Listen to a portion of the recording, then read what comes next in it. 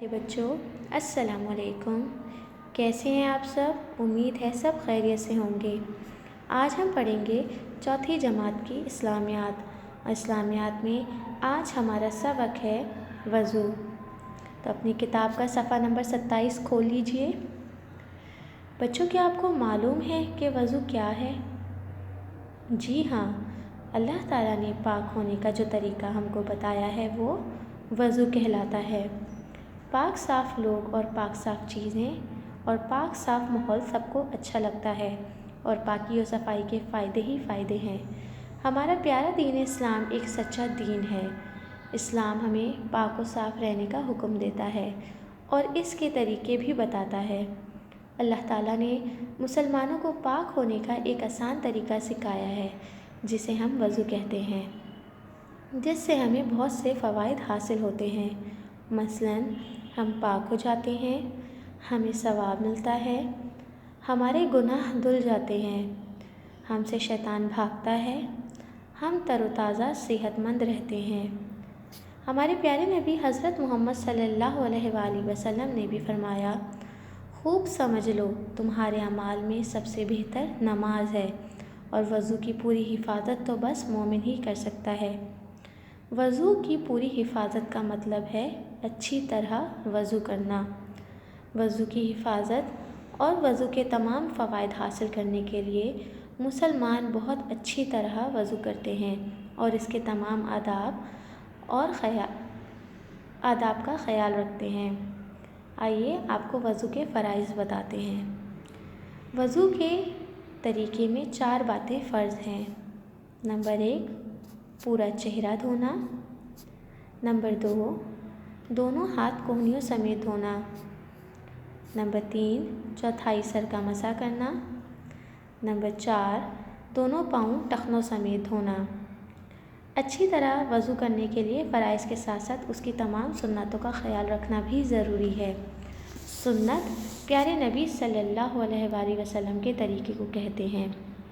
وضو کی سنتوں کا مطلب ہے وہ چیزیں جن کا ہمارے نبی صلی اللہ علیہ وآلہ وسلم فرائض کے علاوہ وضو میں خیال رکھتے تھے۔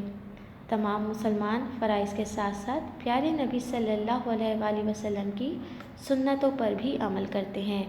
تو آئیے آپ کو وضو کی سنتیں بتاتے ہیں۔ پاک ہونے کی نیت کرنا، بسم اللہ پڑھ کر وضو کرنا۔ پہلے دونوں ہاتھ گٹوں تک دھونا۔ مسواک کرنا۔ 3 بار کلی کرنا۔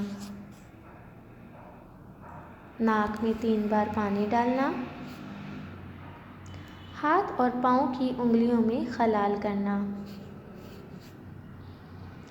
ہر عضو کو 3 بار دھونا۔ پہلے دائیں عضو اور پھر بائیں عضو کو دھونا۔ تمام سر کا مسح کرنا۔ دونوں کانوں کا مسح کرنا۔ ترتیب سے وضو کرنا۔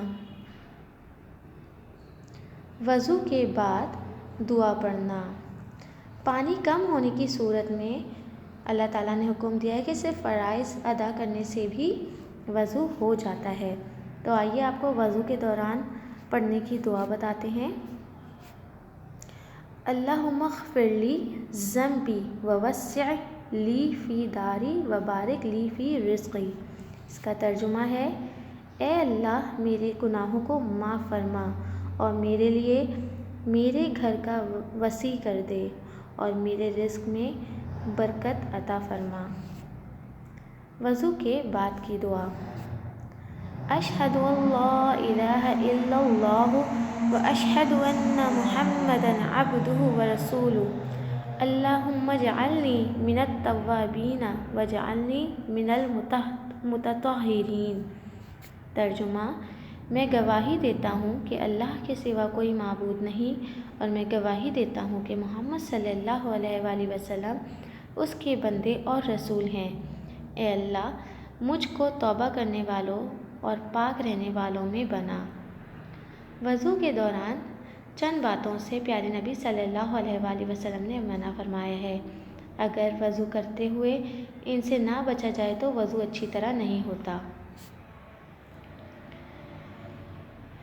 اب آپ کو بتاتے ہیں مکروہات وضو۔ ناپاک جگہ پر بیٹھ کر وضو کرنا، کسی سنت کو چھوڑ دینا، وضو کے دوران دنیاوی باتیں کرنا، وضو کے دوران وضو میں ضرورت سے زیادہ پانی استعمال کرنا، سیدھے ہاتھ سے ناک صاف کرنا، اعضاء پر زور سے پانی مارنا یا چھینٹے اڑانا، اعضاء کو 3 سے زیادہ بار دھونا۔ تو بچوں، آپ کو وضو کی فرائض، سنتیں، وضو کے دوران پڑھنے والی دعائیں اور مکروہات وضو اچھی طرح سمجھ آ گئے ہوں گے۔ اب آپ کا گھر کا کام یہ ہے کہ آپ اس سبق کی بلند خوانی کریں اور ٹائٹل صفحہ اپنی کاپی میں بنائیں اور وضو کی دعا یاد کریں۔ اللہ حافظ۔